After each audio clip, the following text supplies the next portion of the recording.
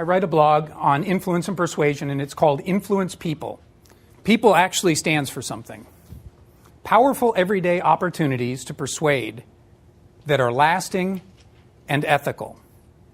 Now, I also chose that name because I like to tell people that we don't try to persuade things. I can't, if it snows tomorrow, I can't go out to my garage and talk my snowblower into starting and clearing off the driveway. Yeah, it'd be great. I think it would take one of those long black sticks with the white tip, the magic wand. But we try to persuade people. And so as I thought about it, I thought, well, this is a logical thing for my blog, to call it Influence People. And again, it's not just about people, it's about the powerful everyday opportunities to persuade that are lasting and ethical. And we're going to take a quick look at that before we dive into some of the 6 principles of influence that Dr. Cialdini has promoted. So why do I say it's powerful?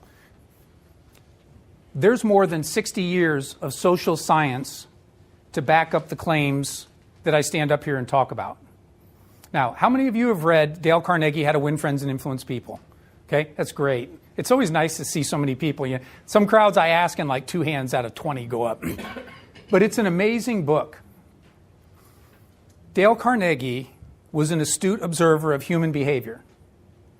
He looked around at people who were a success during his lifetime, and he started to say, what's making them a success? And he cataloged those ideas, and he looked at his own life, and he came up with 30 tips. He wasn't a social scientist, though. And sometimes when people give you good advice, that good advice works extremely well for them, but may not have any bearing for you. But what we will talk about is backed up by 60 years of social scientists and behavioral economists setting up studies specifically to find out how people respond in certain situations. Now, I will say this. After this presentation, and if you happen to pick up Dr. Cialdini's book and read it, you go back and reread How to Win Friends and Influence People, and you will have a whole new appreciation for Dale Carnegie. Because when I say he was an astute observer of human behavior, he was extremely astute. Because so many of the things that he points out line up directly with the things that Dr. Cialdini and other behavioral economists have now discovered through scientific study.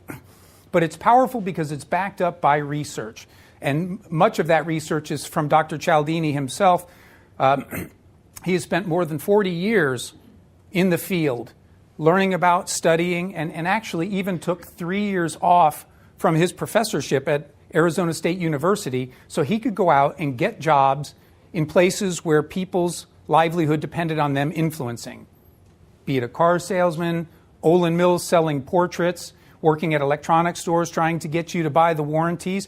He got jobs in those industries so he could learn what they were teaching people, and then he was able to step back with his scientific background and say, you know what, we can fairly neatly put these into 6 principles that we now call the principles of influence. The next thing is every day. So it's powerful every day. And why do I say every day?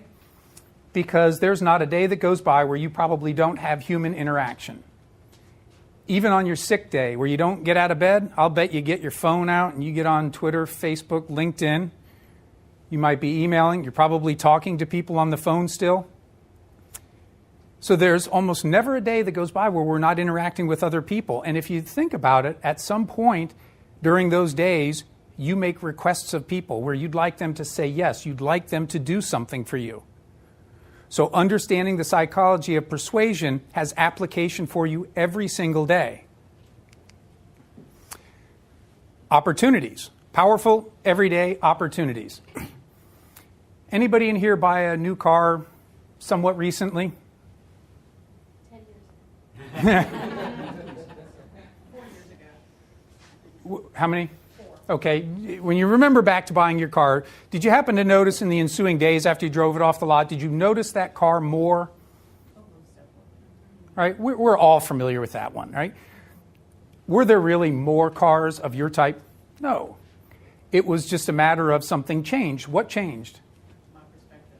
Your perspective, your focus. Heightened awareness. Something that was there all the time came to the forefront for you. When I talk about these principles, because they describe human behavior, they have been around since people have been around. But sometimes we just haven't thought or known to recognize them and how to tap into them. So let me give you a quick example. With my company, we try to sign up new agents. So we actively prospect for those agents. And one of the things that we do, my boss will send a marketing letter on a monthly basis to agents, and then on a quarterly. Well, after we learned about influence and persuasion, we started to think about it, and we said, you know what, we are missing an opportunity. Because every year we had a set goal, a set number of agencies that we were looking to sign up. So we added one paragraph to something that we were already doing. And that paragraph basically said, Mark, the reason I'm contacting you today is to let you know that we're only looking to appoint 50 agents in our 35 operating states. To date, we've already appointed 40. We hope you're one of the remaining few that we appoint before the end of the year. So we didn't have to start a new marketing campaign. We didn't have to get training. We didn't have to do anything except say, here's something we're already doing. We understand something we didn't before. How can we take advantage of that? And we put in something that was true. We were only looking to appoint 50 agents in those states, and we had appointed 40 by that time. Later that morning, my boss comes over. He says, I can't believe it. I've already had 9 agents contact me. I've never had anybody contact me after I've sent out one of those emails or letters. And I've already had 9 this morning. Their behavior changed because of the application of psychology, something called scarcity. People tend to want something more when they think it's less available. And when all of a sudden they saw 50 agents isn't a lot, especially in 35 states, not even 2 per state, and you've already got 40. If I don't act soon, I might lose that opportunity. So as soon as they start contacting him, we now have new opportunities. But that's an example of something that had been there in front of us all along. So the powerful everyday opportunities to persuade. Got a picture of a smart guy up here, Aristotle. And Aristotle said, persuasion is the art of getting somebody to do something that they wouldn't ordinarily do if you didn't ask. If they're already doing it, you don't have to ask, right? So persuasion is making that request of somebody who's not doing something. Now, as smart as he was, he didn't live in modern times, and he didn't know about social psychologists and behavioral economists. He didn't know about the decades of study. So I would say that persuasion is the science of getting somebody to do something that they wouldn't ordinarily do if you didn't ask. Maybe in our terms as business people, it's best practices. But there are specific ways that if we choose to employ them in our communication practices, science tells us we will be more effective. So our powerful everyday opportunities to persuade that are lasting. Sometimes, done right, your attempts at persuasion can have a lasting impact. So we've got a picture of a guy up here. He's crossing the finish line at the Boston Marathon. Now, believe it or not, I do not look like a runner, but I used to run marathons, and I ran the Boston Marathon a couple times. I was probably less than halfway done by the time this guy was running across the finish line. But what's interesting about this, the reason that I tell you this about lasting is because a friend of mine, Judd, persuaded my wife and I and about 8 other people that we could run the Columbus Marathon. Now, when I was in high school and college, I was into powerlifting and bodybuilding. To me, the only place I ran to was a refrigerator. Because if I ran any further than that, that burned calories that I wanted to use to get bigger and stronger. So when he said, you guys should consider running the Columbus Marathon, I didn't want any part of that. But my wife, she also was part of the persuasion. She said, come on, let's do it. We'll get in shape. We'll meet some people. We'll have fun. And I fell in love with running. So Judd never had to persuade me again to put on my running shoes. He didn't have to tell me that I needed to train. He didn't have to convince me to get in races. I started running 5Ks and 10Ks, half marathons. My self-identity changed. I became a runner, and I thought of myself as a runner. So sometimes your attempts at persuasion can impact somebody's self-identity to the point where it takes on a life of its own. So we come to the last letter, our powerful everyday opportunities to persuade that are lasting and ethical. So an appropriate picture here, flowers and chocolate. Tomorrow's Valentine's. But I don't have it up for that reason. I have it up because there's a wonderful quote from a book called The Art of Woo.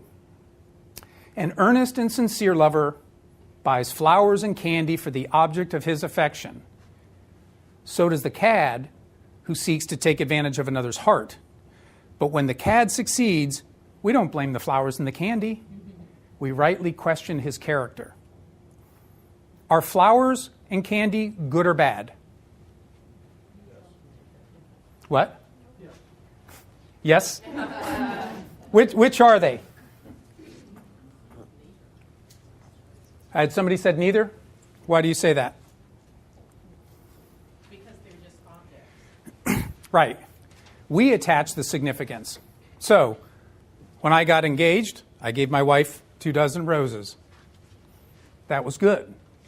If you have to bring them to the hospital for a sick friend or a funeral, you don't feel so good about the flowers. If you're a kid and it's Halloween, you love candy. And if you're like me, I'm trying to lose a little bit of weight, candy's not so good. But we ascribe the meaning to them. The principles of influence, when you learn how people think and how people behave, you have an advantage. What matters is how you choose to use that information. Are you going to use it for the benefit of that other person as well as yourself? Are you going to be honest and truthful in how you apply it? That's a reflection of you. But the principles are nothing more than a description of human behavior. They just tell us how people typically respond in certain situations.